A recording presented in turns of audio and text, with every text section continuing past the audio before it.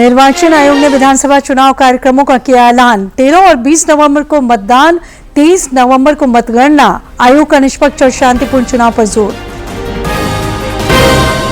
चुनाव तारीखों की घोषणा कर राजनीतिक दलों ने किया स्वागत। सियासी हलकों में हलचल तेज। भाजपा की नई दिल्ली में बैठक, कांग्रेस ने बनाए 3 ऑब्जर्वर।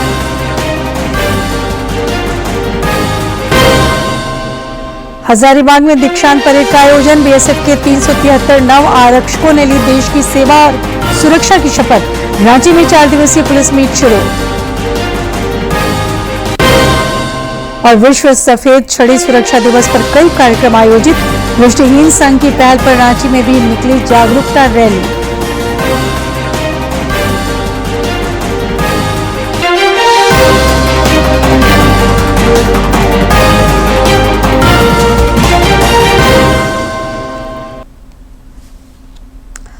नमस्कार, खबरें झारखंड में आपका स्वागत है। खबरों के साथ मैं हूं सरोज झा और अब खबरें विस्तार से। राज्य में 13 और 20 नवंबर को 2 चरणों में विधानसभा चुनाव कराए जाएंगे। वोटों की गिनती 23 नवंबर को होगी। मुख्य निर्वाचन आयुक्त राजीव कुमार ने आज नई दिल्ली में प्रेस वार्ता आयोजित कर चुनाव कार्यक्रमों की घोषणा की। विधानसभा चुनाव का बिगुल बज गया है। मुख्य निर्वाचन आयुक्त राजीव कुमार ने नई दिल्ली में संवाददाताओं को संबोधित करते हुए बताया कि झारखंड में 2 चरणों में विधानसभा चुनाव संपन्न कराए जाएंगे। पहले चरण में राज्य की 43 सीटों पर 13 नवंबर को मतदान होगा। इसके लिए 18 अक्टूबर को अधिसूचना जारी की जाएगी। 25 अक्टूबर तक नामांकन भरे जा सकेंगे। 28 अक्टूबर को स्क्रूटनी होगी, जबकि उम्मीदवार 30 अक्टूबर तक नाम वापस ले सकेंगे। So the date of issue of notification for Jharkhand phase 1 would be 18th and for phase 2 would be 22nd along with Maharashtra. Nominations for phase 1 would be till 25th of October and for phase 2 29th. This slide we will share with everyone. उन्होंने बताया कि राज्य की 38 सीटों पर 20 नवंबर को voting होगी। इसके लिए 22 अक्टूबर को अधिसूचना जारी की जाएगी। 29 अक्टूबर तक नामजदगी के पर्चे भरे जा सकेंगे। वहीं 30 अक्टूबर को नामांकन पत्रों की जांच होगी और 1 नवंबर तक उम्मीदवार नाम वापस ले सकेंगे। दोनों ही चरणों की मतगणना एक साथ 23 नवंबर को कराई जाएगी। And date of poll would be 13th November and 20th November, both Wednesdays. And date of counting would be 23rd 11, that is Saturday. Press वार्ता के दौरान मुख्य निर्वाचन आयुक्त ने बताया कि महाराष्ट्र में 20 नवंबर को एक चरण में विधानसभा चुनाव कराया जाएगा, जबकि नतीजे 23 नवंबर को घोषित किए जाएंगे। डीडी झारखंड के लिए ब्यूरो की रिपोर्ट। भारत निर्वाचन आयोग की घोषणा के साथ ही आदर्श चुनाव आचार संहिता प्रभावी हो गई है। मुख्य निर्वाचन आयुक्त राजीव कुमार ने वोटरों से बढ़ चढ़कर लोकतंत्र के महापर्व में हिस्सा लेने की अपील की है। कुमार ने नई दिल्ली में आज प्रेस वार्ता को संबोधित करते हुए बताया कि झारखंड में विधानसभा चुनाव में लगभग 2 करोड़ 60 लाख मतदाता अपने मताधिकार का उपयोग कर सकेंगे। सुचारू मतदान के लिए 29,562 पोलिंग स्टेशन बनाए गए हैं। उन्होंने कहा कि पोलिंग स्टेशनों पर कतारों के बीच इस बार वोटरों की सुविधा के लिए कुर्सियां भी लगाई जाएंगी। मुख्य निर्वाचन आयुक्त ने बताया कि विधानसभा चुनाव में भी 85 वर्ष से अधिक उम्र के मतदाता अपने घरों से मतदान कर सकेंगे। बीच में भी थोड़ी कुर्सियां या बेंच लगाएं, ताकि अगर आधा घंटा लग रहा है तो बीच बीच में कहीं ना कहीं 5-7-10 मिनट के बाद आप 2-3 मिनट के लिए बैठ जाए तो थोड़ा अच्छा लगता है। मतलब थकान थोड़ी कम महसूस होती है, खासतौर से बुजुर्ग लोगों को। तो ये व्यवस्था भी सब पोलिंग स्टेशंस पे रहेगी। हर सीनियर सिटीजन जो 85 ईयर्स से ऊपर हैं, उनको घर से वोट देने की सुविधा उपलब्ध रहेगी।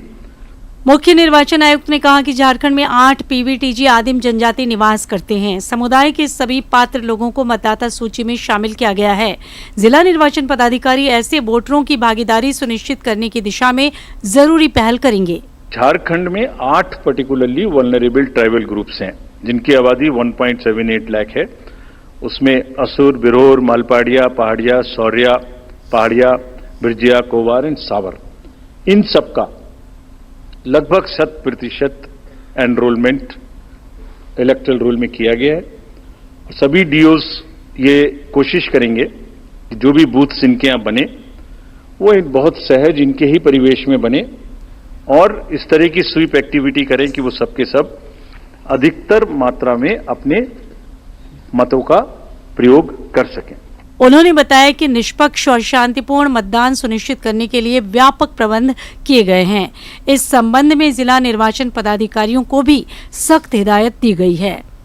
जो मीटिंग्स हमने झारखंड और महाराष्ट्र में की तो डीओज स्टेट एजेंसीज को बहुत ही सख्त हिदायतें दी हैं, मतलब बहुत ही सख्त मीन्स बहुत ही सख्त कि वो हर तरीके से फ्री एंड फेयर इलेक्शंस कराएंगे, हर तरीके से लेवल प्लेइंग फील्ड को एस्टेब्लिश करेंगे। मुख्य निर्वाचन आयुक्त ने बताया कि निष्पक्ष मतदान सुनिश्चित करने के लिए इस बार भी अधिक से अधिक तकनीक का इस्तेमाल होगा। प्रेस कॉन्फ्रेंस के दौरान निर्वाचन आयुक्त ज्ञानेश कुमार और डॉक्टर एस संधू भी मौजूद थे। डीडी झारखंड के लिए ब्यूरो की रिपोर्ट। इधर राज्य के मुख्य निर्वाचन पदाधिकारी के रवि कुमार ने भी आज रांची में प्रेस वार्ता आयोजित कर चुनाव कार्यक्रमों के बारे में विस्तार से जानकारी दी। उन्होंने जोर देकर कहा कि निष्पक्ष और शांतिपूर्ण चुनाव के लिए राज्य में सभी जरूरी उपाय किए जाएंगे। सीईओ ने कहा कि राज्य में चुनाव आचार संहिता लागू हो गई है। वोटिंग के टाइम के संबंध में उन्होंने कहा कि लोकसभा चुनाव में सुबह 7 से शाम 5 बजे तक मतदान हुआ था। उसी पैटर्न पर इस बार भी मतदान का समय रह सकता है। हालांकि इसकी औपचारिक जानकारी बाद में साझा की जाएगी। प्रेस कॉन्फ्रेंस का माध्यम से शेड्यूल अनाउंस की जाती है। नोटिफिकेशन का शेड्यूल अभी निकलेगी, उसमें लास्ट इलेक्शन में कैसा था उसी तरफ से ही टाइमिंग रहेगी। कुछ बूथों पर थोड़ा सा 1 घंटा कम होने की संभावना है सेक्रेटरीज का लेकर, कारण इसी बार हम लोग का वो सनशाइन टाइम है थोड़ा सा कम रहती है, सनलाइट कम रहती है नवंबर महीने में, उसी का ध्यान रखते हुए वो निर्णय लिया गया उसी को।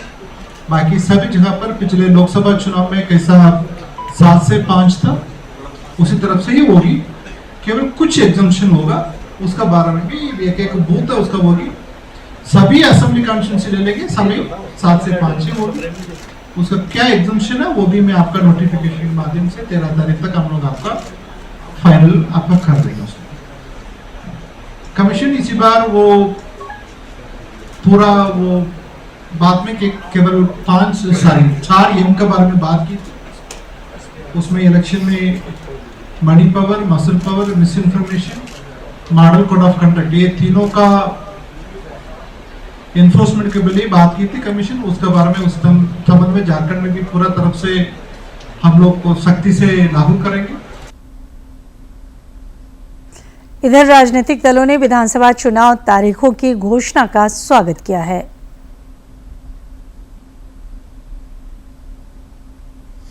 भारत निर्वाचन आयोग द्वारा 2 चरणों में विधानसभा चुनाव कराने की घोषणा का प्रदेश भाजपा ने स्वागत करते हुए कहा है कि पार्टी चुनावी रणक्षेत्र में उतरने को तैयार है। प्रदेश प्रवक्ता प्रतुलनाथ शाहदेव ने कहा कि कम चरणों में चुनाव होने से लोगों को सहूलियत होगी और 23 को जब काउंटिंग होगी तो उस समय तो काफी अच्छा समय माना जाता है झारखंड का वेदर के लिहाज से भी। तो हमारी अपील रहेगी झारखंड के 2 करोड़ 60 लाख वोटर से कि बड़ी संख्या में निकलें और इस लुटेरी भ्रष्ट सरकार को उखाड़ फेंके। पार्टी के पूर्व प्रदेश अध्यक्ष राज्यसभा सांसद दीपक प्रकाश ने भी विधानसभा चुनाव कार्यक्रमों के ऐलान का स्वागत किया है। उन्होंने भरोसा जताया कि चुनाव में मतदाता विकासोन्मुख राजनीति को प्रमुखता देंगे। झारखंड की जनता 2 करोड़ 6 लाख मतदाता अपने अधिकारों का प्रयोग करते हुए और एक अच्छी सरकार, बेहतर सरकार, स्वस्थ सरकार, विकास पर आधारित सरकार। इधर कांग्रेस भी पूरे दमखम के साथ चुनाव के महामुकाबले में उतरने को तैयार है। प्रदेश अध्यक्ष केशव महतो कमलेश ने कहा कि सरकार की उपलब्धियों को लेकर इंडी गठबंधन जनता के समक्ष जाएगा। ये गठबंधन की सरकार ने जो काम किया है विगत 5 वर्षों में वह बहुत ही उल्लेखनीय है और एक जनता इस चीज को जानती है, इसलिए जनता मन बना ली है झारखंड की पुनः गठबंधन की सरकार को हम लोग लाएंगे। कांग्रेस के वरिष्ठ नेता सह पूर्व केंद्रीय मंत्री सुबोधकांत सहाय और पार्टी विधायक दल के नेता रामेश्वर उरांव ने भी कहा कि चुनावी मैदान को लेकर पार्टी की तैयारी पूरी है। कांग्रेस की तैयारी तो निश्चित तौर पे है। हम लोगों तो ऑलरेडी एक राउंड जो सीट हम लोग लड़े थे उन सीटों पे हम लोग काम कर चुके हैं।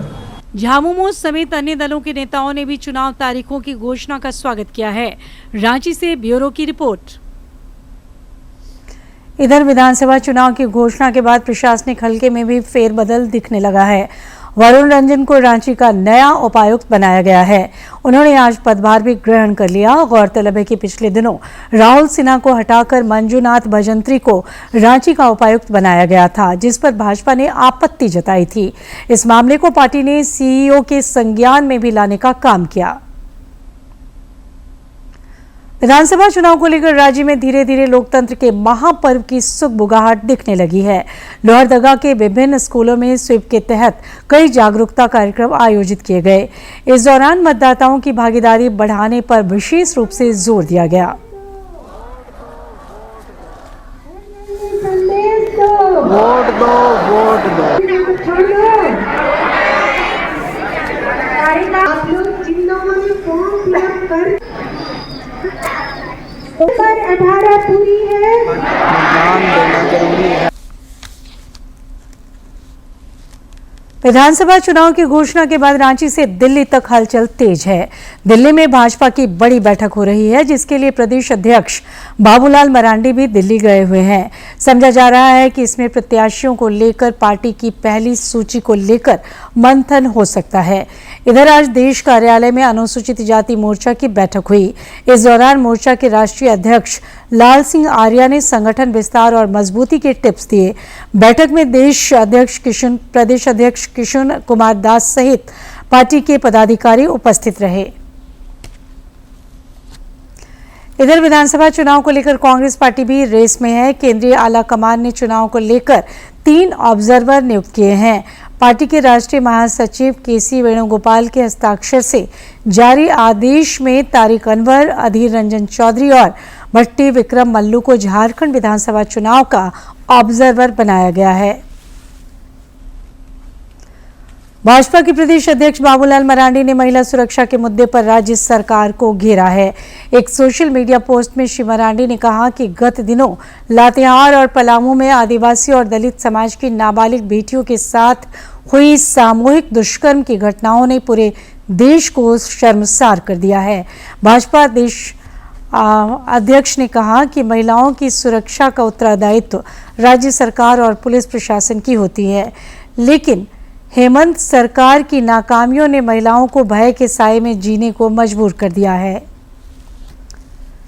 हजारीबाग के बीएसएफ शिक्षण केंद्र रानी लक्ष्मीबाई परेड ग्राउंड में दीक्षांत परेड संपन्न हुआ। इस दौरान कुल 373 नव आरक्षकों ने देश सेवा की शपथ ली। हजारीबाग के बीएसएफ प्रशिक्षण केंद्र रानी लक्ष्मीबाई परेड ग्राउंड में दीक्षांत परेड के दौरान कुल 373 नव आरक्षकों ने देश सेवा की शपथ ली। भारत माता की जयकारे के साथ नव आरक्षकों ने देश की एकता अखंडता के लिए तिरंगे झंडे के नीचे शपथ ली।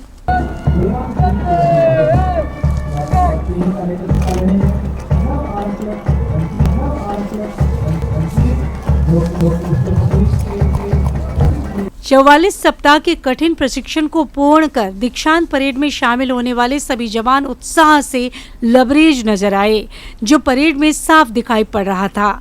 दीक्षांत समारोह में मुख्य अतिथि के रूप में मौजूद बीएसएफ मेरू के महानिरीक्षक के.एस. बनियाल ने सलामी ली और परेड का निरीक्षण किया।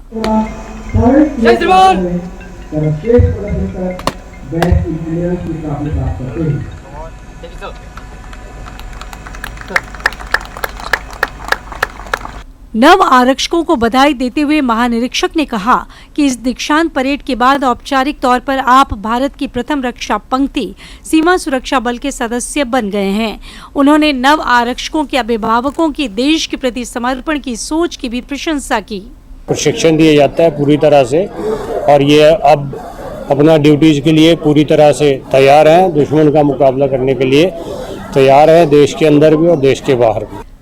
इस अवसर पर कई अन्य गणमान्य भी उपस्थित थे। हजारीबाग से ब्यूरो की रिपोर्ट।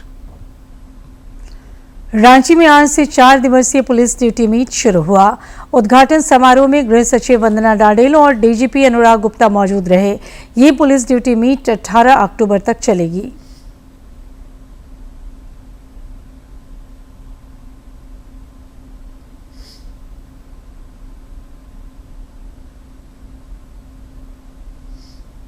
पूर्व राष्ट्रपति भारत रत्न डॉक्टर एपीजे अब्दुल कलाम को आज उनकी जयंती पर कृतज्ञ राष्ट्र ने याद किया।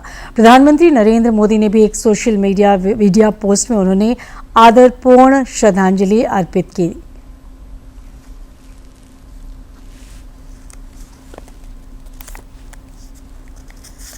साहब की जो स्वाभाविक नजर आती है, इतनी सहजता, इतनी सरलता।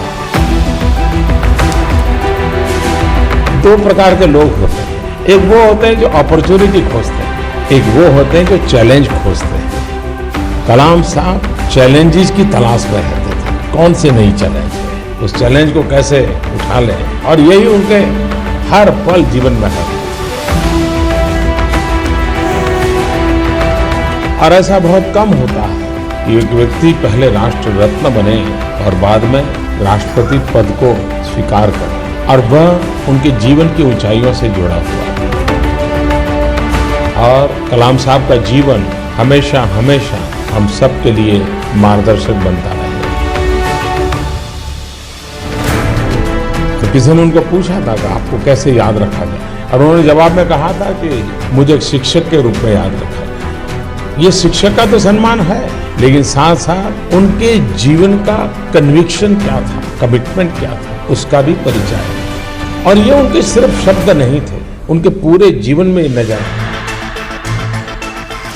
अब्दुल कलाम जी के आशीर्वाद से उन्होंने हम देशवासियों को जो शिक्षा दीक्षा दी है, उससे हम अवश्य उसको पूरा करने का भरपूर प्रयास करेंगे, और वही उनको सबसे बड़ी अंजलि होगी।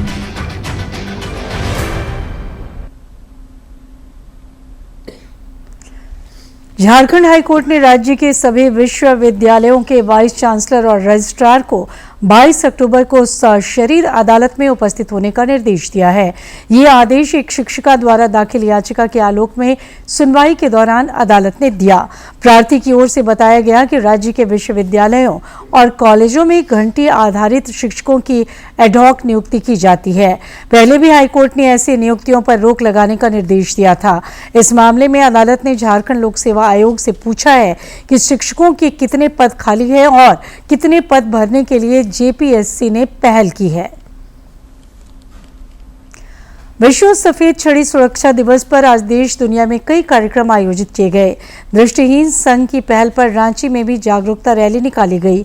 इस रैली में बड़ी संख्या में विभिन्न संस्थाओं के प्रतिनिधियों ने हिस्सा लेकर दृष्टिबाधित लोगों की उपलब्धियों को बताने का काम किया। इस दौरान वक्ताओं ने दिव्यांग जनों के लिए सुगम वातावरण बनाने पर जोर दिया। विश्व सफेद छड़ी सुरक्षा दिवस का आयोजन वर्ष 1964 से किया जा रहा है और इस दिवस का आयोजन सफेद छड़ी के संबंध में जन जागरूकता को बढ़ाने के लिए किया जाता है। आप अपने जहन में बैठा लें कि दिव्यांग कभी भी चलते हैं तो उन्हें बहुत सारी कठिनाइयों और अवरोधों का सामना करना पड़ता है। सिमडेगा के जलडेगा थाना क्षेत्र में 3 नाबालिग बच्चियों ने मक्खी मारने की दवा धोखे से खा ली, जिसके बाद उनकी तबीयत बिगड़ गई। इनमें से 2 की सदर अस्पताल में इलाज के दौरान मौत हो गई, वहीं तीसरी बच्ची फिलहाल इलाजरत है। रांची के रिम्स से ब्लड की दलाली करते 2 युवक पकड़े गए हैं। इन पर मरीजों के परिजन से ब्लड मुहैया कराने के नाम पर पैसे वसूलने का आरोप है। शिकायत पर इन्हें धर दबोचा गया। पश्चिमी सिंहभूम में सुरक्षा बलों को सर्च अभियान में कामयाबी मिली है। जिले के टोंटो थाना अंतर्गत पहाड़ी जंगली क्षेत्रों में नक्सलियों द्वारा लगाए गए 2 IED विस्फोटकों को बरामद किया गया है। बाद में इन्हें बम निरोधक दस्ता द्वारा नष्ट कर दिया गया। जिले के ही टेबो थाना क्षेत्र में 3 लोगों की हत्या के मामले में पुलिस ने 2 आरोपियों को गिरफ्तार कर जेल भेज दिया है। पुलिस अधीक्षक आशुतोष शेखर ने बताया कि जमीन विवाद के कारण इस हत्याकांड को अंजाम दिया गया था। दोनों अपराधियों ने अपना जुर्म कबूल किया है। और अब कुछ खबर राज्य के विभिन्न जिलों से।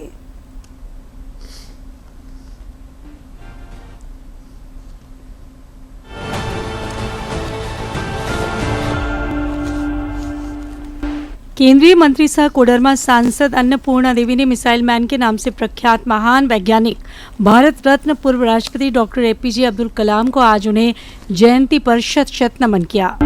रक्षा राज्य मंत्री सह रांची सांसद संजय सेठ की अनुशंसा पर एक मरीज को गंभीर बीमारी के उपचार के लिए प्रधानमंत्री राष्ट्रीय आपदा राहत कोष से 3 लाख रुपए स्वीकृत किए गए हैं। श्री सेठ ने इसके लिए प्रधानमंत्री नरेंद्र मोदी का आभार जताया है। असम के मुख्यमंत्री और भाजपा के प्रदेश चुनाव सह प्रभारी हिमंता बिस्वा शर्मा ने कल रांची रिम्स में इलाजरत चतरा के सांसद कालीचरण सिंह से मुलाकात कर उनका हालचाल जाना और उनके शीघ्र स्वस्थ होने की कामना की। रांची रिम्स के सर्जरी विभाग में रेडियो फ्रिक्वेंसी एब्लेशन मशीन की स्थापना की गई है, जिससे वेरिकोज वेन, फिस्टुला और पाइल्स का इलाज किया जाएगा। रेडियो फ्रिक्वेंसी एब्लेशन विधि से कल एक मरीज के वेरिकोज वेन जबकि एक अन्य मरीज के फिस्टुला का ऑपरेशन किया गया। पाकुड़ में स्वीप कुशांग द्वारा आज डीएवी स्कूल में मतदाता जागरूकता कार्यक्रम का आयोजन किया गया। इस दौरान विद्यार्थियों ने दूसरों को मतदान करने के लिए प्रेरित करने और शिक्षकों ने स्वयं मतदान करने की प्रतिज्ञा ली।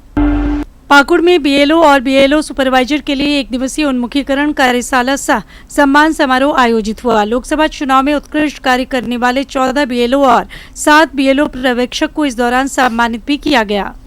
सरायकेला में विधानसभा चुनाव के सफल क्रियान्वयन को लेकर उपायुक्त ने स्वीप कोषांग अंतर्गत संचालित गतिविधियों की समीक्षा की। इस दौरान उन्होंने संबंधित पदाधिकारियों को निर्धारित कैलेंडर के तहत गतिविधियों का आयोजन कर अधिक से अधिक लोगों को मतदान प्रक्रिया के प्रति जागरूक करने का निर्देश दिया।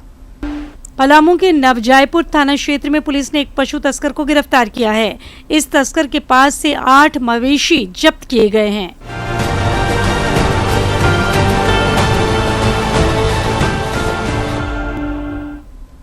और अब लेते हैं मौसम की जानकारी। समुचित देश से आज दक्षिणी पश्चिमी मानसून की विदाई हो गई।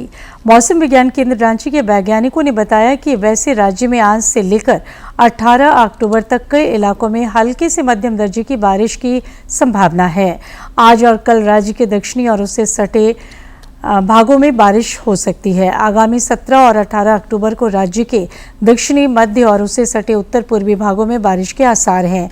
19 अक्टूबर से आकाश के मुख्यतः साफ रहने और मौसम के शुष्क बने रहने की उम्मीद है। तापमान की बात की जाए तो अगले 24 घंटे के दौरान इसमें कोई बदलाव नहीं होगा, लेकिन उसके बाद अगले 3 दिनों के दौरान इसमें 2 से 3 डिग्री सेल्सियस तक की गिरावट हो सकती है। और अब जानते हैं आज के इतिहास के बारे में।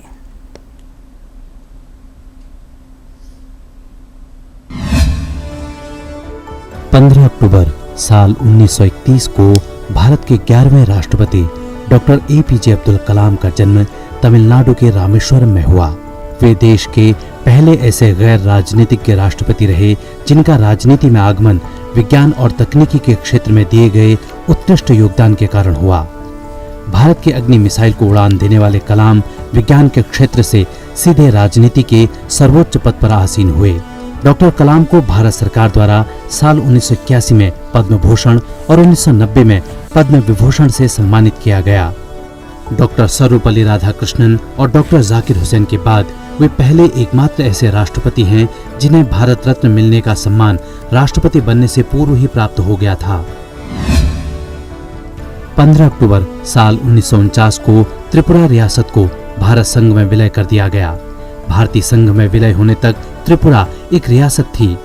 त्रिपुरा के अंतिम महाराजा वीर विक्रम सिंह की मृत्यु के बाद उनकी पत्नी महारानी कंचन प्रभा ने त्रिपुरा राज्य की बागडोर संभाली थी।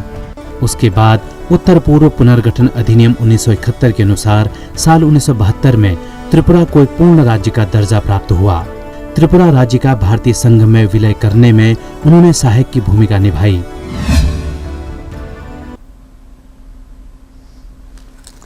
प्रधानमंत्री नरेंद्र मोदी के विजन को स्वरूप देते हुए शिक्षा मंत्रालय ने वैश्विक एआई क्रांति की तरफ अग्रसर होते हुए अहम पहल की है।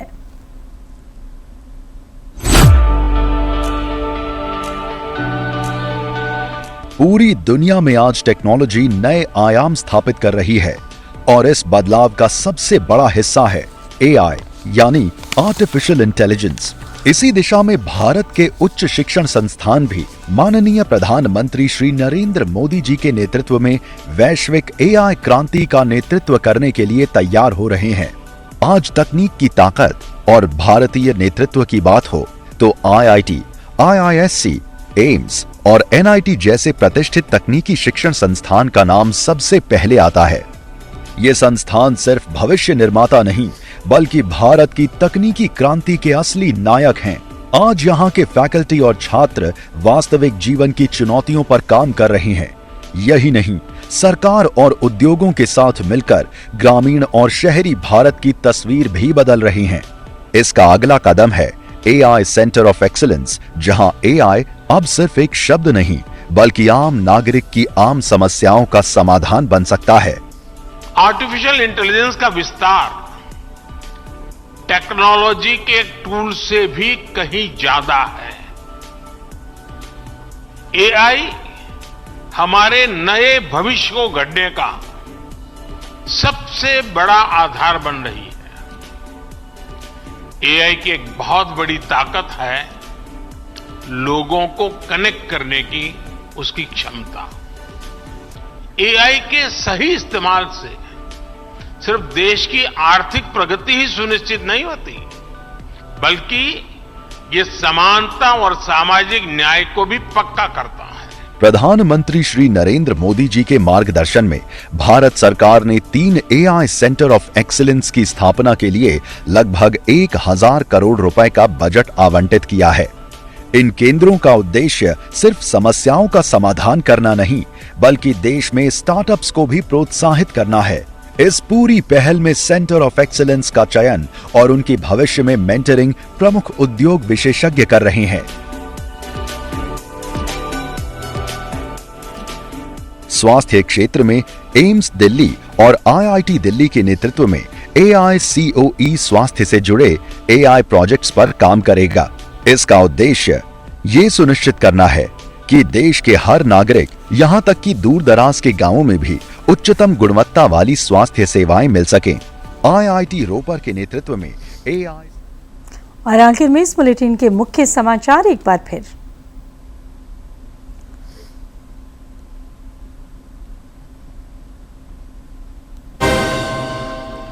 निर्वाचन आयोग ने विधानसभा चुनाव कार्यक्रमों का किया ऐलान। 13 और 20 नवंबर को मतदान, 23 नवंबर को मतगणना। आयोग का निष्पक्ष और शांतिपूर्ण चुनाव पर जोर।